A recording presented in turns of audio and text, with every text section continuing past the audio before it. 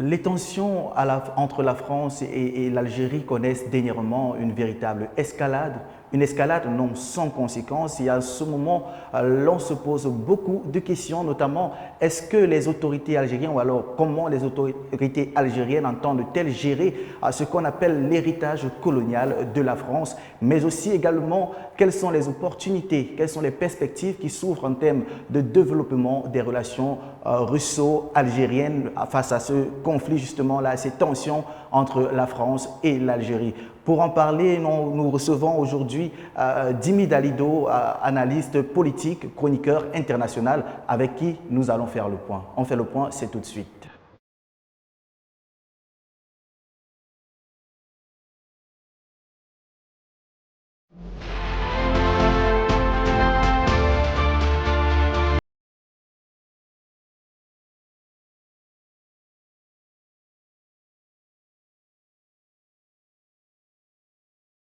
Alors, Dimi Dalido, bonsoir et bienvenue sur ce plateau.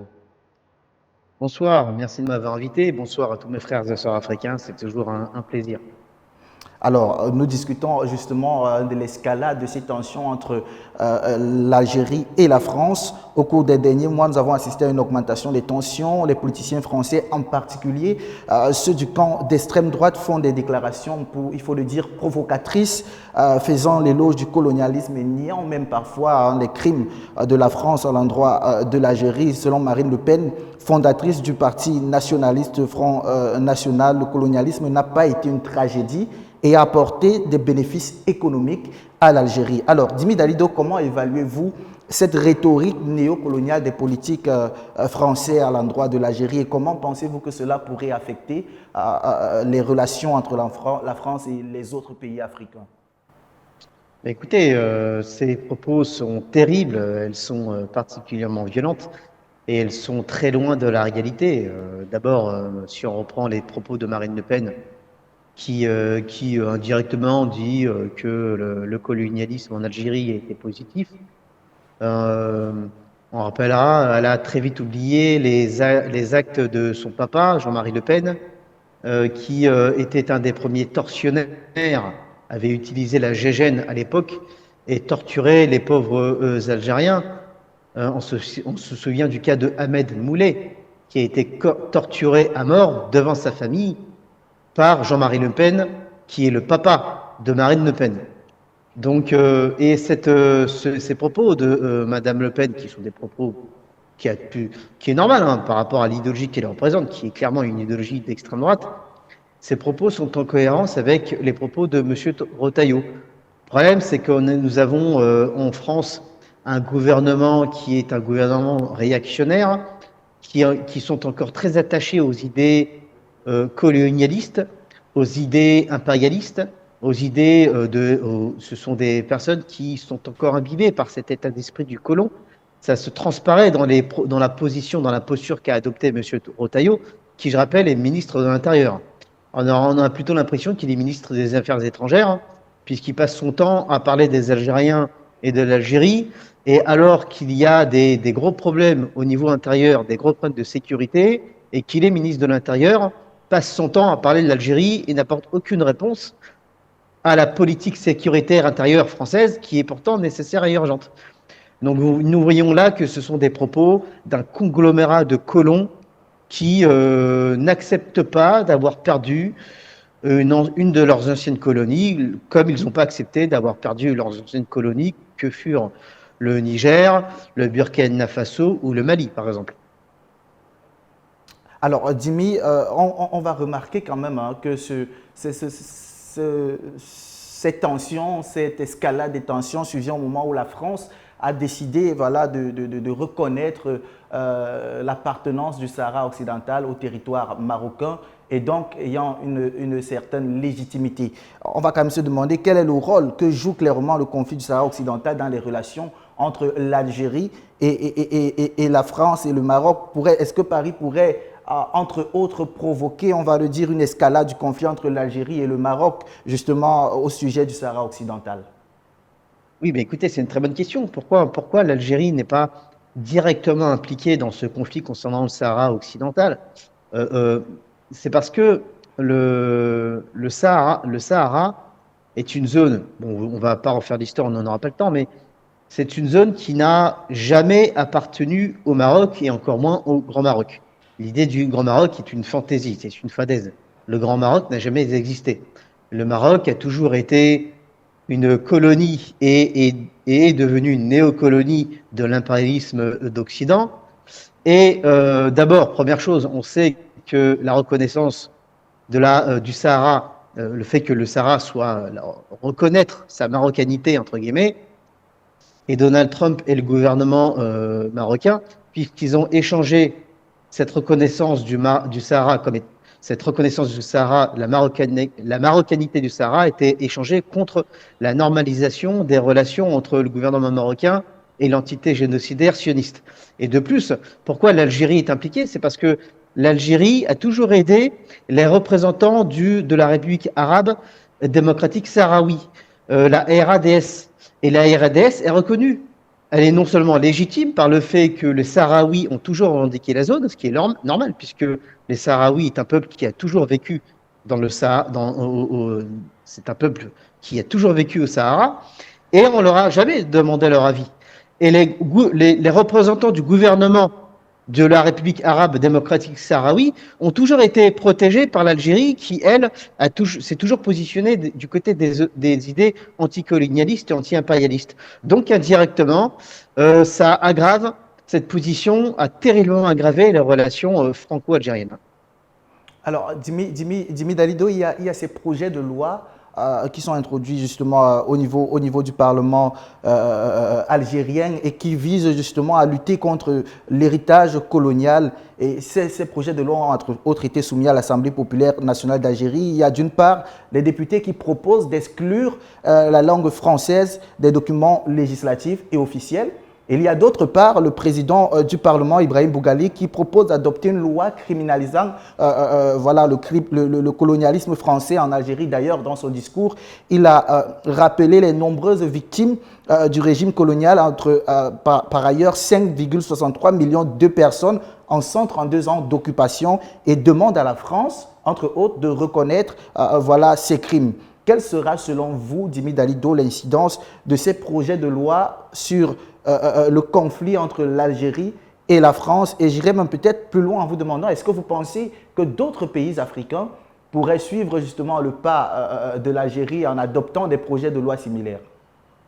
Bien sûr, et je pense qu'en réalité, l'impérialisme français et les impérialismes d'Occident qui sont en cours d'effondrement sont devant une injonction internationale, une injonction des anciens peuples colonisés et qui se sont actuellement libérés de leur chaîne, de par le fait que certains peuples, l'Algérie et d'autres pays d'Afrique, sont devenus des pôles multipolaires et qui maintenant émettent une injonction qui est que l'impérialisme français, entre autres, devrait s'excuser, ce qui est logique. L'impérialisme français, effectivement, doit s'excuser de ces massacres et de ces génocides.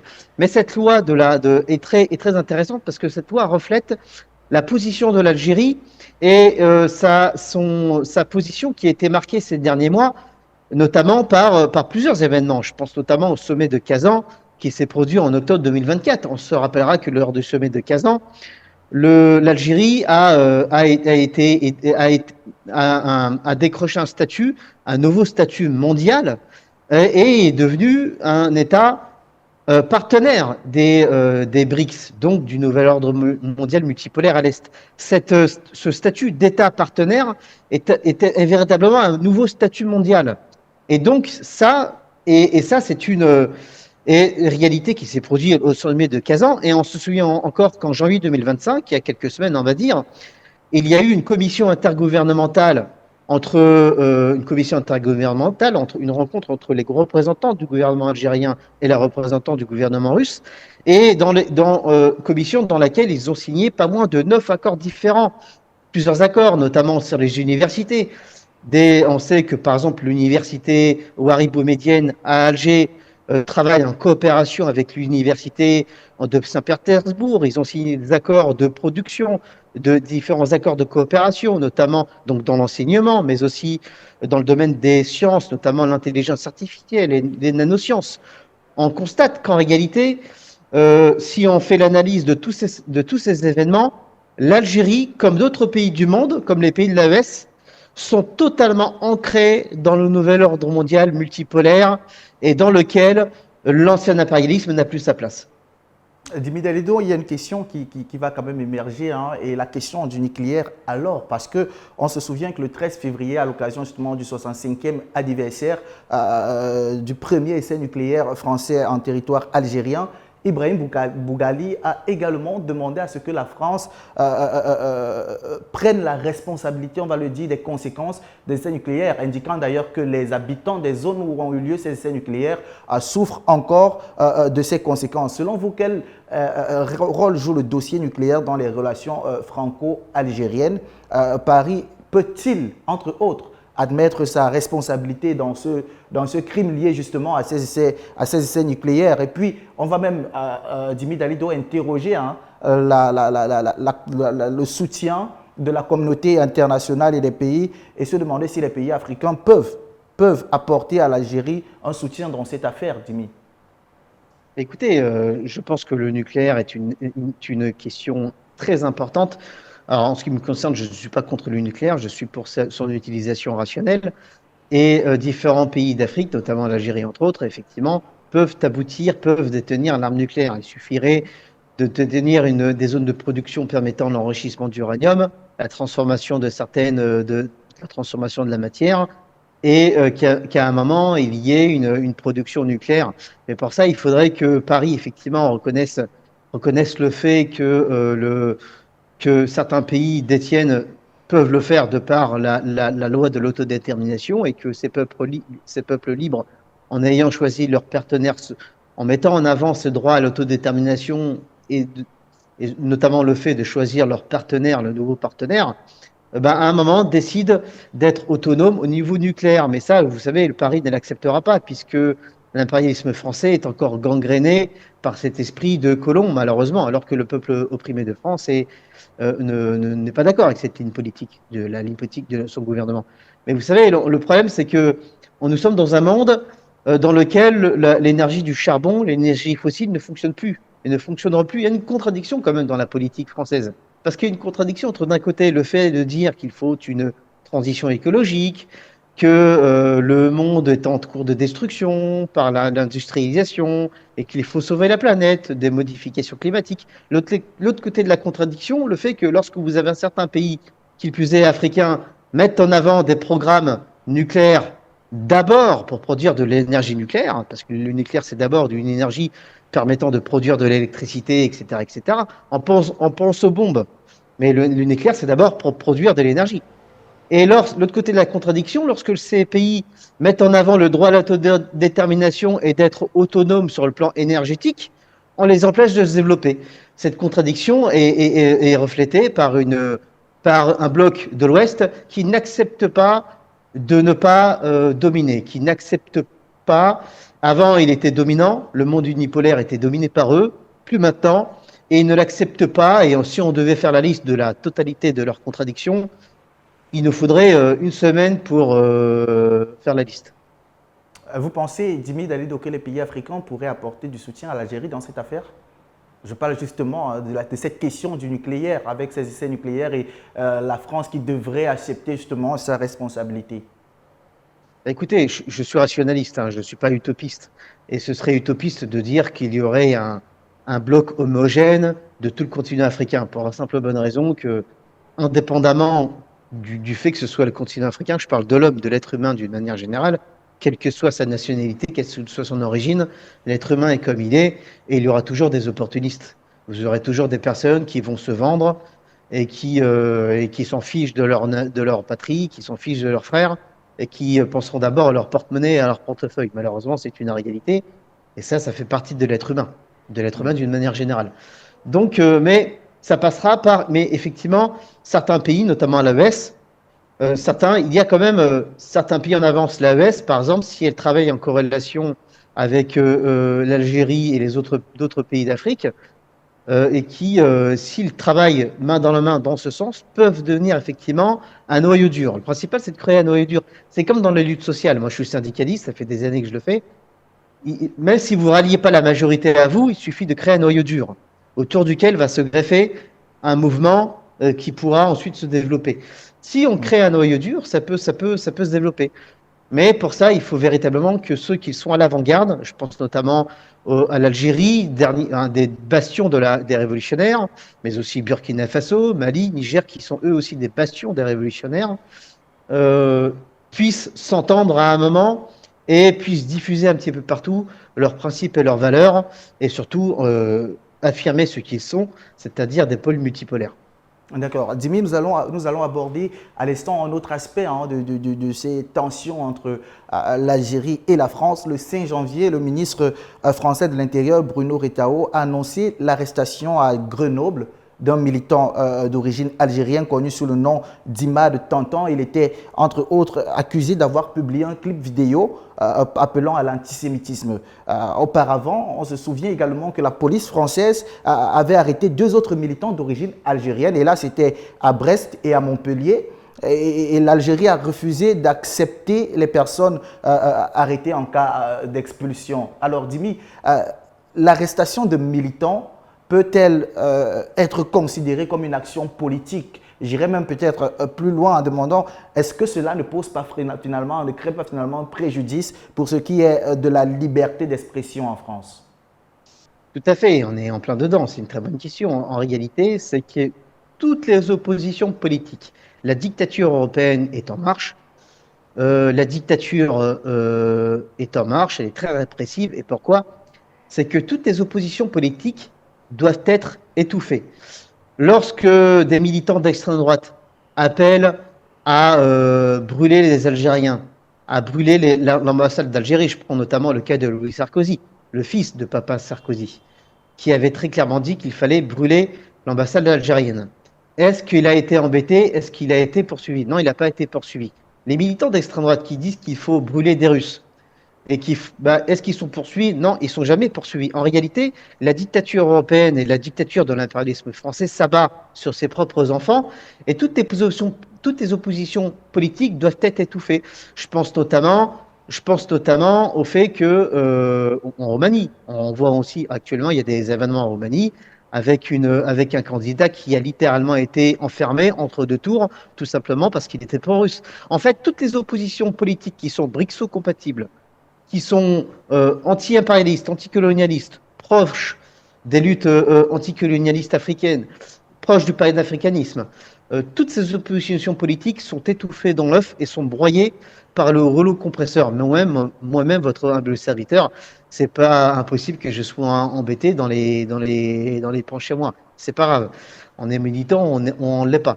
Mais la dictature de l'Union européenne est en marche et elle s'abat sur toutes les oppositions. En fait, ce qu'ils ont peur par rapport à l'Algérie, c'est qu'il y ait une conjonction entre les militants algériens en France, les franco-algériens qui sont martyrisés en France, une jonction entre eux et l'Algérie, État partenaire privilégié des BRICS à l'Est, et qui va se développer toujours plus et qui se situe dans la continuité du sommet de Kazan. Cette jonction serait une tempête sociale pour le gouvernement français qui non seulement n'est pas légitime, est très fragilisé. On ne rappellera jamais assez qu'Emmanuel Macron n'a aucune légitimité et le gouvernement de Macron n'a aucune légitimité et de plus, encore moins depuis les élections législatives. Alors, Dimi Dalido, toujours dans ce même contexte de tension croissante, Bruno Retailleau a demandé, cette fois le 19 janvier, la dénonciation de l'accord franco-algérien de 1968. Cet accord qui accorde aux Algériens, on va le dire, des privilèges spéciaux en matière de voyage, de résidence et de travail en France. Dans une interview qu'il a accordée à une chaîne d'information française, notamment BFM TV, le ministre a déclaré que l'Algérie avait humilié la France en refusant d'accueillir un militant expulsé par Paris. Alors, Dimi, comment est-ce que la rupture de cet accord migratoire de 1968 peut-il, on va le dire, affecter les relations entre Paris et l'Algérie? D'ailleurs, cette décision du gouvernement français pourrait-elle provoquer des protestations de la part de la diaspora algérienne en France? Écoutez, cette position va forcément engendrer des conséquences au niveau national. D'ailleurs, c'est pas impossible que le gouvernement Macron et Retailleau veulent des secousses sociales. Vous savez, lorsque vous regardez la Constitution française, vous pouvez déclencher un article, je crois que c'est l'article 16, qui donnerait tous les pouvoirs à Emmanuel Macron, les pouvoirs législatifs et exécutifs. C'est pas impossible que finalement, c'est la stratégie du chaos que l'impérialisme a semé un petit peu partout sur le continent africain et ailleurs, la stratégie du chaos qui est mise en application au niveau national et qui permettrait de déclencher certains aspects de la Constitution française et donnant plein pouvoir à Emmanuel Macron et ses copains. Vous savez, c'est pas impossible. Hein. C'est vraiment des personnes vicieuses. Ce sont des wokistes dégénérés, relativement très vicieux, l'impérialisme très vicieux, même et très violent envers contre son propre peuple. Et c'est pas impossible que c'est tout simplement la stratégie du chaos qui s'abat sur le peuple opprimé de France. En réalité, il parle des Algériens, sans ces Algériens, parce qu'effectivement, la diaspora algérienne est particulièrement puissante en France. Et la diaspora française et les franco-algériens ne sont pas sont relativement puissants sur le terrain économique. Ils pèsent plusieurs milliards au niveau du PIB national, de par ce qu'ils représentent au niveau de la production, etc. Et de plus, c'est quand même l'impérialisme français qui a été les chercher dans les années 60 pour produire, parce qu'ils avaient besoin de main-d'œuvre. Alors l'impérialisme français a été chercher des Maliens, des Nigériens, des Burkinabés, des Ivoiriens, des Algériens, des Marocains. L'impérialisme français a été chercher la main-d'œuvre un peu partout dans le monde en leur disant vous allez vous installer, on va vous installer dans les cités et vous allez travailler pour nous. Et maintenant qu'ils ont plus besoin d'eux, on leur fait comprendre qu'ils n'ont plus leur place. Vous comprenez que la diaspora algérienne, et comme toutes les diasporas, doivent s'organiser, et c'est légitime qu'ils s'organisent en contre-pouvoir, en tant que contre-pouvoir, et tout simplement pour mettre en application leurs droits en tant que citoyens. D'accord. Alors, Dimi, nous cheminons hein, petit à petit vers la fin de cet entretien. On va sortir en parlant bien sûr de la Russie. La Russie qui est l'un des principaux partenaires de l'Algérie en matière notamment de sécurité. Le 12 février, les médias algériens ont annoncé l'acquisition de chasseurs russes de 5e génération Su-57E. Il est également rapporté que des pilotes militaires algériens suivent actuellement des cours de formation au pilotage de ce même engin acquis auprès justement de ces mêmes engins acquis auprès de la Russie. Quel rôle la coopération militaro-technique avec la Russie joue-t-elle pour l'Algérie, Dimi Dalido? Écoutez, ça rejoint un petit peu ce dont on parlait tout à l'heure, notamment la fameuse commission intergouvernementale franco-algéro-russe qui s'est produite en janvier 2025. Et ça fait partie des points d'accord, des protocoles d'accord qu'ils ont signés, notamment la coopération au niveau technique, scientifique et militaire, en plus des accords liés à l'enseignement. C'est véritablement une coopération donnant à donnant. C'est les mots qui ont été utilisés, qui ont été gravés sur le marbre dans les documents officiels, des accords donnant à donnant. Et c'est toutes les différences. Ce ne sont pas des accords de dominant à dominer, de colon à coloniser, ce sont des accords donnant à donnant. Et donc, ça fait partie des accords. Donc, pendant que l'Algérie peut produire et diffuser du gaz, par exemple, entre autres, pendant ce temps-là, la Russie va leur apporter son savoir-faire dans le domaine des renseignements, par exemple, dans le domaine militaire, dans le domaine de la technique.